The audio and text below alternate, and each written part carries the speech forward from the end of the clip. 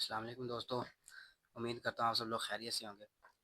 दोस्तों, western political thoughts के अंदर आज हम जिस फिलोसफर को डिस्कस करने जा रहे हैं उनका नाम है जॉन लॉक। ठीक है। अच्छा, सबसे पहले हम इनके जो पॉलिटिकल थॉट्स हैं, इस पूरी वीडियो के अंदर हम सबसे पहले इनकी बायोग्राफी या बेसिक इंट्रोडक्शन के ऊपर बात करेंगे। उसके बाद इनकी जो सोशल कॉन्ट्रैक्ट थ्योरी है इसके ऊपर बात करेंगे। और उसके बाद सोशल कॉन्ट्रैक्ट थ्योरी के अंदर इन्होंने जो ह्यूमन नेचर के ऊपर बात की, उसके बाद स्टेट ऑफ द नेचर के ऊपर बात की, नेचर ऑफ कॉन्ट्रैक्ट के ऊपर बात की, सॉवरेनिटी ऑफ द स्टेट के ऊपर बात की। इनके ऊपर थोड़ा सा डिस्कस करेंगे कि कैसे कैसे जो ह्यूमन नेचर होती है वो किस तरह की होती है अकॉर्डिंग टू जॉन लॉक। उसके बाद जो स्टेट होती है, स्टेट ऑफ नेचर, वो किस तरह की होती है। जो कॉन्ट्रैक्ट की नेचर है वो किस तरह की होती है। अगर कोई लोग जो हैं वो एक दूसरे के साथ सोशल कॉन्ट्रैक्ट करते हैं तो वो कॉन्ट्रैक्ट किस नोयत का होता है। उसके बाद जो स्टेट की सोवरेनिटी है वो किसके पास होती है। और उसके बाद इनके जो स्टेट और गवर्नमेंट के ऊपर जो इनके नज़रियात है उसके ऊपर बात करेंगे। और एंड में कंक्लूजन के ऊपर बात करते हुए जो हमारा आज का टॉपिक होगा इसको हम क्लोज करेंगे। तो चलिए स्टार्ट करते हैं। अच्छा जी, सबसे पहले हम बात करते हैं इनके बेसिक इंट्रोडक्शन की। तो जो जॉन लॉक साहब हैं, ये इंग्लिश फिलोसफर हैं जो इंग्लैंड के अंदर पैदा हुए। कब? 1632 के अंदर। ठीक है, 1632 के अंदर ये इंग्लैंड के अंदर पैदा हुए और 1704 के अंदर इनकी डेथ हुई। अब यहाँ पर एक बात बताता चलूँ कि थॉमस हॉब्स और जॉन लॉक इन दोनों का एरा सेम है। ठीक है, ये जो दोनों फिलोसफर्स हैं ये सेम एरा के अंदर पैदा हुए और सेम एरा सेम जो प्लेस है उधर पैदा हुए। और इनके जो नज़रियात जिन्होंने जो चीज़ों का मुशाहिदा किया सेम किया। लेकिन इन दोनों की जो थ्योरीज हैं, ये जो हमारे जॉन लॉक साहब हैं और उसके बाद थॉमस हॉब्स साहब हैं, इनकी थ्योरीज एक दूसरे से बिल्कुल उलट है। जैसे हम कहते हैं ना ईस्ट और वेस्ट, ये भी एक दूसरे से बिल्कुल उलट है। तो सेम वैसे ही थॉमस हॉब्स साहब और जॉन लॉक की जो थ्योरीज हैं ये एक दूसरे से इनकी बिल्कुल उलट है। अब जिन लोगों ने थॉमस हॉब्स को पढ़ा हुआ है, थॉमस हॉब्स की सोशल कॉन्ट्रैक्ट थ्योरी का पता है उनको, तो वो उन लोगों के लिए तो बिल्कुल ईजी होगा ये जॉन लॉक। ठीक है, अगर आप लोगों को नहीं पता तो आप चैनल पे जाके थॉमस हॉब्स की वीडियो ऑलरेडी पड़ी हुई है, हमने अपलोड की है। लास्ट वीडियो हमारी थॉमस हॉब्स के ऊपर थी। उधर जाके उसको आप डिटेल के साथ उसको आप जो लेक्चर है उसको ले सकते हो, उधर से कॉन्सेप्ट क्लियर कर सकते हो। तो उसके बाद फिर आप अगर आप जॉन लॉक के ऊपर स्टडी करते हो, इनकी जो सोशल कॉन्ट्रैक्ट थ्योरी है उसको पढ़ते हो, तो आपके लिए बिल्कुल ईजी होगा। ठीक है, जस्ट उसके अंदर क्या है कि जो थ्योरीज थॉमस हॉब्स की थी उसके बिल्कुल उलट बात जो है वो जॉन लॉक ने की है। ठीक है, अभी ये जो जॉन लॉक और थॉमस हॉब्स हैं, इन दोनों का एरा एक है। दोनों एक ही टाइम के अंदर पैदा हुए और दोनों एक ही जगह के अंदर इंग्लैंड के अंदर पैदा हुए।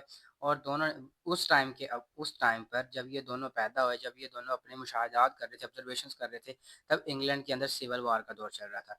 और ये जो जॉन लॉक साहब हैं, इनका फादर थे वो किंग के अगेंस्ट काम कर रहे थे, वो पार्लियामेंट्री जो आर्मी थी उसके साथ काम कर रहे थे।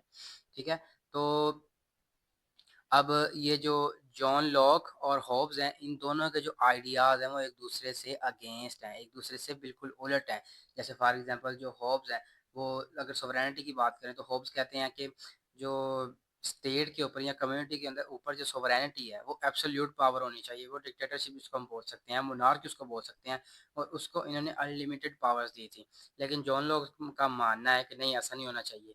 सारी पावर जो है वो किसी एक बंदे को नहीं देनी चाहिए या जो एक ग्रुप ऑफ पीपल को नहीं देनी चाहिए।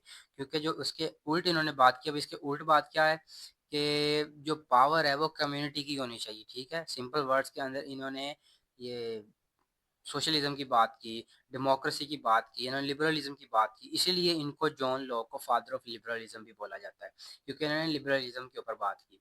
ठीक है, अब उसके बाद आगे बढ़ते हैं, बात करते हैं इनकी सोशल कॉन्ट्रैक्ट थ्योरी के ऊपर। तो his theory was based on limited and constitutional government unlike Hobbes. ठीक है, अब जो हॉब्स की थ्योरी थी वो किसके ऊपर बेस करती थी, उसके ऊपर जो सोवरेनिटी या जो गवर्नमेंट है उसको अनलिमिटेड पावर दी गई थी। लेकिन जॉन लॉक केस के अंदर जो गवर्नमेंट है वो क्या है, वो लिमिटेड है। लेकिन उसके बाद जो गवर्नमेंट है वो कॉन्स्टिट्यूशनल है, यानी उसको कॉन्स्टिट्यूशन के अकॉर्डिंग चलना पड़ेगा। जो रूल्स एंड रेगुलेशंस बनाए गए हैं उन रूल्स एंड रेगुलेशंस के अकॉर्डिंग गवर्नमेंट को चलना पड़ेगा, according to John Locke. Theory based on following points. अब इनकी थ्योरी भी जॉन हॉब्स की थ्योरी की तरह ही इन जो फॉलोइंग पॉइंट्स इनके ऊपर बेस करती है, ह्यूमन नेचर के ऊपर बेस करती है, उसके बाद स्टेट ऑफ द नेचर के ऊपर बेस करती है, उसके बाद नेचर ऑफ कॉन्ट्रैक्ट के ऊपर बेस करती है, और एंड पे सॉवरेनिटी ऑफ द स्टेट इसके ऊपर बेस करती है इनकी थ्योरी। अच्छा, सबसे पहले बात करते हैं हम ह्यूमन नेचर की, कि जॉन लॉक के नज़दीक जो ह्यूमन नेचर है वो किस तरह की होती है। He doesn't accept Hobbesian theory that man is quarrelsome and aggressive. अब जो थॉमस हॉब्स हैं इनके मुताबिक जो इंसान होते हैं ना वो क्वालसम होते हैं, वो ज़्यादा लड़ाई झगड़े करने वाले होते हैं, खुदगर्ज होते हैं, हमेशा अपना फ़ायदा सोचते हैं। उनको लालच होता है, लालच की वजह से फिर वो क्या करते हैं, दूसरों के साथ जंगें लड़ते हैं, फाइट करते हैं, क्वारल करते हैं। तो अब ये उसकी थ्योरी को एक्सेप्ट नहीं करते थे, तो ये बिल्कुल उसके उल्ट है। अभी उसके बिल्कुल उल्ट क्या चीज़ हो सकती है, कि जो इंसान है वो लड़ता झगड़ता नहीं है, ठीक है। जैसे हम कहते हैं कि पांचों उंगलियां एक जैसी नहीं होती, सेम वैसे ये बात कर रहे हैं कि सारे जो इंसान हैं वो इस तरह खुदगर्ज नहीं होते, बल्कि कुछ इंसान जो है वो अच्छे भी होते हैं। तो हमें लोगों की अच्छाई देखनी चाहिए, ना कि उनकी बुराई देखनी चाहिए। He believes in goodness of human nature. बात को समझ रहे हैं कि वो किस चीज़ के ऊपर बिलीव करते थे, कि वो इंसान की जो अच्छाइयाँ हैं ना, अच्छाइयों के ऊपर बिलीव करते थे। वो कहते थे कि अगर कुछ इंसान बुरे हैं तो वहाँ पे कुछ इंसान अच्छे भी होंगे, ठीक है। ऐसा नहीं हो सकता कि जो सारे का सारे जो इंसान है, सारी की सारी जो स्टेट है, वो सारी की सारी स्टेट जो है वो बुरी होनी चाहिए, नहीं। बल्कि वो कहते थे कि अगर कुछ इंसान बुरे हैं तो उधर अच्छे इंसान भी मौजूद है, और हमें जो इंसानियत की जो गुडनेस नेचर है ना उसके ऊपर बात करनी चाहिए, ना कि जो उसके एग्रेसिव या क्वालसम नेचर के ऊपर बात करनी चाहिए। He said, all men in a state equality and people are born free। अब इनका मानना था कि किसी भी स्टेट के अंदर जो इंसान होते हैं ना वो बराबर होते हैं सारे, उनको इक्वालिटी, इनके पास इक्वालिटी होती है। और जो all all people are born free, और जितने भी लोग हैं वो फ्री पैदा होते हैं, ठीक है। वो कोई उनके ऊपर कोई कह लें कि कोई रूल्स एंड रेगुलेशंस नहीं होती उनके ऊपर, कोई इस तरह के स्लेवरी जैसे हम बोलते हैं कि इनहेरिटेड स्लेवरी होती है, इस तरह की कोई, इन्होंने कहा नहीं ऐसी बात नहीं होती। जस्ट जो जितने भी लोग हैं वो आज़ाद पैदा होते हैं, और आज़ादी इनका हक है, और आज़ादी इनको मिलनी चाहिए, ठीक है। Men want peace and pleasure and avoid pain. That's why nature state exists। अब यहाँ पे बात को समझिएगा थोड़ा सा। अगेन मैं बात कर रहा हूँ हॉब्स की, कि अगर आप थॉमस हॉब्स को स्टडी करेंगे, थॉमस हॉब्स को पहले थोड़ा सा स्टडी करके जॉन लॉक की तरफ आएंगे, तो आपको जॉन लॉक को समझना बिल्कुल ईजी हो जाएगा। अब अगेन हमने ऊपर यहाँ पे डिफाइन किया कि जो इंसान होते हैं वो क्या होते हैं, हॉब्स के मुताबिक वेल्सम होते हैं, और उसके बाद अग्रेसिव होते हैं। लेकिन यहाँ पे ये अग्रेसिव और क्वेलसम होंगे तो इसका मतलब है कि वो लालची होंगे, ठीक है। लालची होंगे, वो दूसरों के वसाइल को हड़प करना चाहते होंगे, उनकी प्रॉपर्टी के ऊपर कब्जा करना चाहते होंगे, जिसकी वजह से वो क्या करते हैं, वो वॉर्स के अंदर इन्वॉल्व होते हैं। ये किसका मानना था, थॉमस हॉब्स का। लेकिन यहाँ पे जॉन लोग क्या कह रहे हैं कि इंसान हमेशा वॉर्स नहीं चाहता, वो क्या चाहता है, वो पीस चाहता है, अमन चाहता है, और उसके बाद प्लेजर चाहता है, खुशी चाहता है। इंसान जो है, सिंपल वर्ड्स के अंदर बात करें तो जॉन लोग का कहना था कि जो इंसान है ना वो अमन और खुशी हासिल करना चाहता है, और दर्द से बचने की कोशिश करता है, ठीक है। सिंपल वर्ड्स के अंदर खुशी और अमन हासिल करना चाहता है और दर्द से बचना चाहता है, जिसकी वजह से वो क्या करता है, दूसरे लोगों के साथ मिल के रहता है। तो फिर क्या बनती है, जब मुख्तलिफ लोग एक दूसरे के साथ मिल के रहते हैं तब क्या बनता है, तब जो एक स्टेट है, वो एक स्टेट जो है वो कायम होती है। अच्छा जी, आगे बढ़ते हैं। उसके बाद स्टेट ऑफ द नेचर की बात करते हैं। He said nature of state was pre political, not pre social state. State operate through the law of nature, there were no politics, ठीक है। जॉन लॉक का मानना है कि अगर हम प्रिमिटिव टाइम्स की बात करें तो इनका मानना है कि प्रिमिटिव टाइम्स के अंदर किसी तरह की पॉलिटिक्स नहीं थी, किसी तरह की सियासत नहीं थी। तब जब किसी तरह की सियासत या पॉलिटिक्स नहीं थी तो जाहिर सी बात है फिर तब कोई गवर्नमेंट भी नहीं थी, कॉन्स्टिट्यूशन नहीं था। जब गवर्नमेंट और कॉन्स्टिट्यूशन नहीं था तो तब laws and rules and regulations भी नहीं थे, ठीक है। तो इनका मानना है उस टाइम के अंदर भी जब पॉलिटिक्स नहीं थी तब भी जो ये स्टेट है ना, सोशल स्टेट तब भी एग्जिस्ट करती थी, ठीक है। बात को थोड़ा सा समझिएगा। इनका कहना था कि जब इंसान को अक्ल नहीं था, शऊर नहीं था, प्रिमिटिव टाइम्स की अगर हम एग्जांपल लेते हैं इसके अंदर, तो इनका मानना था कि तब कोई सियासत नहीं थी। जब सियासत नहीं थी तो तब वहाँ पे रूल्स एंड रेगुलेशंस नहीं थे। जब रूल्स एंड रेगुलेशंस नहीं थे तो उस टाइम के अंदर भी जो सोशल स्टेट है ना, उस टाइम के अंदर भी सोशल स्टेट एग्जिस्ट करती थी। यानी कि इनका मानना है कि बहुत ज़्यादा टाइम पहले से ही ना ये जो सोशल स्टेट है ना, ये पहले ये क्रिएट हो चुकी थी, ठीक है? लोगों को ने इसकी जो अफ़ादियत है, उसको जानना से शुरू कर दिया था, जिसकी वजह से जो लोग हैं, वो एक-दूसरे के साथ मिलकर रहते थे। जैसे फॉर एग्ज़ाम्पल प्रिमिटिव टाइम की एग्ज़ाम्पल लें, तो लोगों ने वहाँ पे ऑब्ज़र्व किया कि अच्छा अगर हम अकेले-अकेले शिकार करते हैं, तो बहुत ज़्यादा डिफ़िकल्टी होती है, जिसकी वजह से हम जो है सक्सेस रेट हमारा बहुत कम है। लेकिन वहाँ भी उन्होंने सोचा कि अगर हम मिल के 7-8 लोग मिल के शिकार करें, तो हमारे जो शिकार करने की जो प्रोबेबिलिटी है, जो हमारी एवरेज है, वो ज़्यादा हो जाती है, इंक्रीज़ हो जाएगी, ठीक है? तो इसी वजह से जो वो लोग हैं, उन्होंने एक-दूसरे के साथ मिल के इकट्ठे रहना शुरू कर दिया ताकि वो एक-दूसरे की ज़रूरियात मिल के पूरी कर सकें। तो जिसकी वजह से हाँ, ऐसी ऐसी चीज़ को जिसके अंदर जो लोग ऐसी सोसाइटी को जिसके अंदर लोग एक-दूसरे के साथ मिल के रहते हैं, एक-दूसरे की ज़रूरियात पूरी करते हैं, तो उसी को तो हम बोलते हैं सोशल स्टेट। जैसे फॉर एग्ज़ाम्पल हम बोलते हैं man is a social animal, कि जो इंसान है वो माशरती हैवान है। किस लिए बोलते हैं? कि उसको अपनी ज़रूरियात पूरी करने के लिए दूसरों के ऊपर इन्हिसार करना पड़ता है। तो जिसकी वजह से हम उसको बोलते हैं कि सोशल एनिमल है। तो अगर किसी स्टेट के अंदर इंसान रह रहे हैं, एक-दूसरे की ज़रूरियात पूरी कर रहे हैं, तो उस स्टेट को हम क्या बोलेंगे? Social state. I hope so आपको इसकी समझ आई होगी। अच्छा जी, there is no war but of peace and goodwill. Again वही बात आ गई। अब इनका मानना है कि कोई भी जंग नहीं होनी चाहिए। क्या होना चाहिए? जस्ट पीस होना चाहिए और गुडविल होना चाहिए। अच्छाई होनी चाहिए और बस अमन होना चाहिए हर तरफ। किसी तरह की कोई जंग नहीं होनी चाहिए लोगों के दरमियान। People work for piece not for war. अब जो लोग हैं ना, इनको अमन के लिए काम करना चाहिए, ना कि एक दूसरे के ऊपर जंग मुसल्लत करनी चाहिए। इनका मानना था जॉन लॉक का। Equality in personal liberty. अब इनका मानना था कि अगर एक हमने ऐसी स्टेट बना ली है जिसके अंदर कोई वॉर नहीं है, कोई इसके अंदर वो सोशल इवल्स नहीं है, तो इसके अंदर इन्होंने क्या कहा कि जो तमाम लोग होंगे उनको क्या मिलेगा? इक्वालिटी मिलेगी। किसके अंदर? पर्सनल लिबर्टी के अंदर। अब पर्सनल लिबर्टी के अंदर इक्वालिटी का क्या मतलब है कि जितने लोगों के जो बेसिक राइट्स होंगे वो सबको इक्वल राइट्स मिलेंगे। जैसे for example right to live हो सकता है, उसके बाद राइट टू फूड हो सकता है, राइट टू प्रॉपर्टी हो सकता है, उसके बाद राइट टू स्पीच हो सकता है। ये जो तमाम बेसिक राइट्स हैं वो हर बंदे को इक्वल बेसिक राइट्स मिलने चाहिए। पर्सनल लिबर्टी का मतलब है कि हर बंदे को पर्सनल आज़ादी हासिल होगी इन सारी चीज़ों के ऊपर, कि वो अपनी आज़ादी के साथ अपनी ज़िंदगी गुजार सकता है, आज़ादी के साथ अपनी प्रॉपर्टी बना सकता है, आज़ादी के साथ अपनी जो खुराक की ज़रूरियात है वो पूरी कर सकता है। यानी कि उसके पास हर तरह के काम करने की आज़ादी होगी with respect to rules and regulations. अच्छा, उसके बाद बात करते हैं नेचर ऑफ कॉन्ट्रैक्ट। अच्छा, जो कॉन्ट्रैक्ट हमने यहाँ पे पढ़ लिया कि सोशल कॉन्ट्रैक्ट करते हैं इंसान एक दूसरे के साथ, सोशल सोसाइटी बनाते हैं। अब वो जो कॉन्ट्रैक्ट है उसकी नेचर क्या है, वो किस नोयत का होता है वो कॉन्ट्रैक्ट, उसके ऊपर बात करते हैं। Main purpose of contract is the protection of natural rights. Again आ गई वही बात कि जो कॉन्ट्रैक्ट का पर्पस होता है वो यही होता है कि जो लोगों के नेचुरल राइट्स हैं, जैसे राइट टू लाइफ, ठीक है, राइट टू लिबर्टी यानी कि आज़ादी एंड राइट टू प्रॉपर्टी। अब उस पर्पस का क्या मतलब है कि लोग इकट्ठे मिलके जो है वो एक सोशल स्टेट बनाते हैं जिसके अंदर क्या होता है कि जो नेचुरल राइट्स होते हैं लोगों के, उनकी प्रोटेक्शन होती है, ठीक है।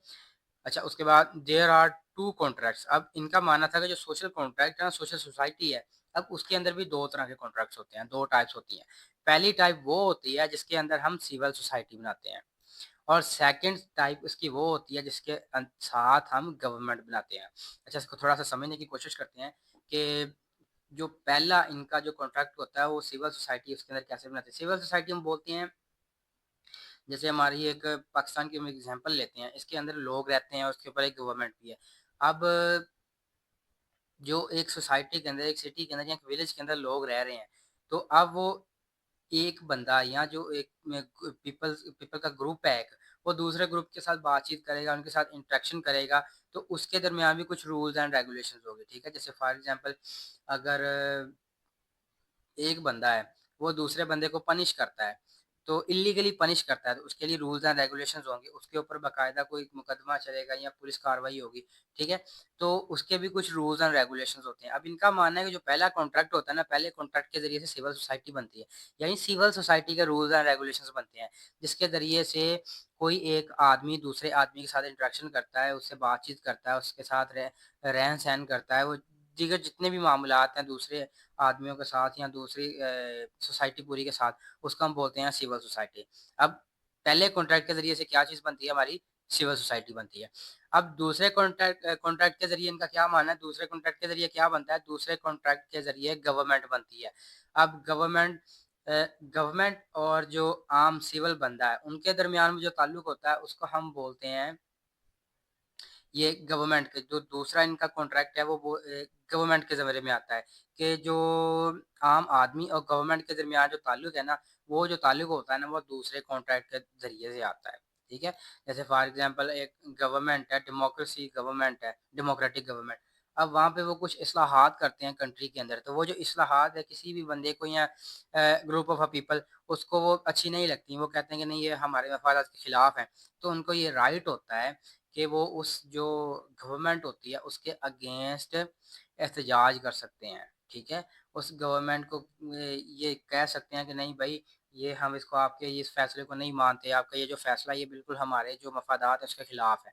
तो वो रिवोल्ट कर सकते हैं इस गवर्नमेंट के खिलाफ। लेकिन यहाँ पे एक बात ऐड करता चलूँ कि जो हमारे जॉन लॉक साहब हैं इनका मानना था कि जो इन्होंने पावर किसको दी? इन्होंने पावर दी कम्युनिटी को, पीपल को पावर दी इन्होंने।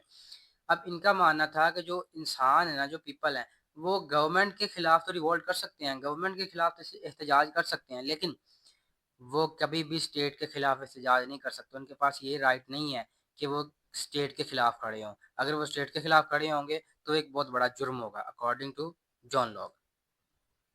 There will be sovereign power, but the power will be in the hands of the humanity as a whole. The government will be on the consent of mass. अब इनका मानना था कि हाँ, John Locke की तरह इनका मानना था कि ठीक है, एक सोवेरियन पावर होनी चाहिए। थॉमस हॉब्स की तरह जॉन लॉक का भी मानना था कि एक सोवेरियन पावर होनी चाहिए। लेकिन फ़र्क कहाँ पे आता है? थॉमस हॉब्स ने जो सोवेरियन पावर को अनलिमिटेड पावर्स दी थी। उनको उसको कोई पूछने वाला नहीं था। जैसे चाहे वो फैसले करे, जैसे चाहे वो हर चीज़ को, हर मामलात को कंट्रोल कर सकता था। लेकिन यहाँ पे इन्होंने क्या किया है, इन्होंने कहा कि सोवेरियन पावर होनी चाहिए, लेकिन उस सोवेरियन पावर को कौन कंट्रोल करेगा? उसको ह्यूमैनिटी कंट्रोल करेगी। यानी कि उसको जो सुपीरियर पावर होगी, उसको लोग कंट्रोल करेंगे। जैसे अभी हमने बात की कि कोई गवर्नमेंट कोई इस्लाहात करती हैं, लोगों को पसंद नहीं आती तो वो इसके खिलाफ एहतजाज करते हैं। Same as it is. इनका मानना था कि जो लोग होते हैं ना, वो जो सुपीरियर पावर है उसको कंट्रोल करेंगे कि अच्छा अब इसको इक़्तिदार के अंदर रहने देना है या अब इसको इक़्तिदार से उतारना है, क्या करना है, ये सारे मामला जो होते हैं वो कम्युनिटी देखती है। And government will be on consent of mass. Mass का मतलब है अगेन कि लोगों की राय के ऊपर जो गवर्नमेंट होगी वो आएगी और लोगों की राय के ऊपर ही जो गवर्नमेंट है वो चेंज होगी। This contract will be irrevocable. अब ये जो कॉन्ट्रैक्ट है इसके अगेंस्ट कोई भी बंदा नहीं जा सकता, इसके अगेंस्ट कोई बंदा बात नहीं कर सकता। अच्छा जी, उसके बाद बात करते हैं सोवरेनिटी ऑफ द स्टेट कि इन्होंने स्टेट की सोवरेनिटी दी और जो सोवरेनिटी ऑफ द स्टेट है वो किस चीज़ के पास है, किन के पास है सोवरेनिटी, हाकमियत आला किसके पास है? Sovereignty of the state will be community, ठीक है? जो कम्युनिटी है उसके पास सोवरेनिटी होगी, यानी कि जो स्टेट है या उसके अंदर रहने वाले लोग हैं, असल में हाकमियत आला किसके पास होगी? उन लोगों के पास होगी। He oppose the idea of absolute power. Absolute power का मतलब है कि एक ही बंदा है, उसी के पास सारी पावर्स हैं और वही लेजिस्लेटिव, एग्ज़ीक्यूटिव और जुडिशरी को वही बंदा है कि कंट्रोल कर रहा है, वो जैसे चाहे अपने काम कानून बना रहा है, जैसे चाहे कानून इम्प्लीमेंट करवा रहा है, जैसे चाहे अदलिया काम कर रही है, उसके कहने पे काम कर रही है, उसको हम बोलते हैं एब्सोल्यूट पावर। लेकिन ये एब्सोल्यूट पावर की आइडिया के बिल्कुल खिलाफ थे। There should be limitation on on to sovereignty. अब जो सोवरेनिटी है ना, जैसे फॉर एग्जांपल हाँ ठीक है, हमने मान लिया कि जो हाकमियत आला है वो लोगों के पास है, लेकिन जो स्टेट या सॉरी जो गवर्नमेंट है, गवर्नमेंट के ऊपर भी तो कोई सोवरेनिटी होनी चाहिए। जैसे हमारा मुल्क पाकिस्तान है, पाकिस्तान के अंदर जो गवर्नमेंट का टाइप है वो पार्लियामेंट्री टाइप ऑफ गवर्नमेंट है। लेकिन अब हमारे यहाँ पे सबसे ज़्यादा पावर्स किसके पास हैं? वो प्राइम मिनिस्टर के पास है सबसे ज़्यादा पावर्स। लेकिन उसके बावजूद हमारा एक प्रेसिडेंट भी होता है, ठीक है? प्रेसिडेंट बराए नाम है, लेकिन हमारा जो हेड ऑफ द स्टेट है वो होता है, ठीक है? प्रेसिडेंट होता है। तो सेम ऐसे इनका मानना है कि जो हेड ऑफ द स्टेट होगा ना, जिसको सॉवरेनिटी दी दी जाएगी, उसके ऊपर लिमिटेशंस होनी चाहिए, लिमिटेशंस होंगी उसके ऊपर, ठीक है। अगर वो कोई काम करेगा, गलत काम करेगा, तो उसके ऊपर कोई ऐसी चीज़ होनी चाहिए जो उससे एहतसाब ले सके कि अच्छा आपने ये काम किया, ये बहुत गलत किया है, तो आपने ये क्यों किया था, ठीक है। उसका मुआखजा कर सके। अच्छा जी, यहाँ पर उन्होंने कुछ पॉइंट्स बताए थे कि जो गवर्नमेंट होती है वो किस तरह की होनी चाहिए। अब इनका मानना था it should not violate natural rights. अब हमने पीछे नेचुरल राइट्स की बात की कि नेचुरल राइट्स किस तरह के होते हैं, ठीक है। राइट टू लाइफ, उसके बाद freedom, property and so on. अब उसने कहा कि जो गवर्नमेंट होगी ना, उसको वो वायलेट नहीं करेगी, किसको, नेचुरल राइट्स को। शुड नॉट गवर्न आर्बिट्रेरीली, वो जालिमाना फैसले नहीं करेगी, यानी वो जो जुडिशरी है ना, वो अपना काम अच्छे तरीके से करेगी, वो गलत फैसला नहीं देगी। Must govern according to laws, again वही बात आ गई कि जो रूल्स एंड रेगुलेशंस हैं या जो कॉन्स्टिट्यूशन है, थॉमस हॉब की बात करें तो उन्होंने अनकॉन्स्टिट्यूशनल पावर दी थी, अनलिमिटेड पावर दी थी, किसको, सोवरेनिटी ऑफ द स्टेट को। लेकिन यहाँ पे वो क्या कह रहे हैं कि जो सोवरेनिटी ऑफ द स्टेट होगी वो अकॉर्डिंग टू लॉज काम करेगी, यानी वो कॉन्स्टिट्यूशनल होगी वो गवर्नमेंट।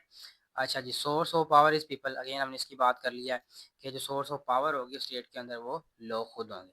अच्छा, आगे बढ़ते हैं, कंक्लूजन के ऊपर बात करते हैं। तो जैसे हमने सबसे पहले बात की very start of the video, कि जो जॉन लॉक और थॉमस हॉब्स, दोनों का जो फिलोसफी का एरा है वो तकरीबन सेम है, और दोनों ने जो इंग्लैंड के अंदर सिविल वॉर चल रही थी उसको इन्होंने विटनेस किया है। लेकिन यहाँ पर दोनों के जो आइडियाज़ हैं वो एक दूसरे से बिल्कुल उलट हैं। थॉमस होब्स आज जो एब्सोल्यूट पावर को वो प्रेफर करते हैं, लेकिन जो जॉन लॉक है वो इंसान की जो गुडनेस है, जो उनके अंदर अच्छाइयाँ हैं, उसके ऊपर बात करते हैं, ठीक है। दोनों का जो एक दूसरे के साथ जो इनकी फिलोसफी है एक दूसरे के साथ बिल्कुल जो है वो एक दूसरे के साथ मैच नहीं करती, ठीक है। तो मैंने पहले भी बात की, अब भी बात कर रहा हूँ कि अगर आपने थॉमस हॉब को स्टडी नहीं किया तो आप पहले आप उसको स्टडी करें। उनको मैं आई बटन के ऊपर इसका लिंक भी दे दूंगा। पहले आप उसको स्टडी करें, उसको स्टडी करने के बाद जो जॉन लॉक है, अगर आपने उनको स्टडी कर लिया थॉमस हॉब को, जॉन लॉक ही आपको खुद ब खुद ही समझ आ जाएगी, ठीक है। जो जो बात थॉमस हॉब्स करते जाएंगे उसके बिल्कुल उलट बात जो है वो हमारे जॉन लॉक साहब ने की है, ठीक है। उम्मीद करता हूँ आपको हमारी आज की वीडियो आएगी। Subscribe for more.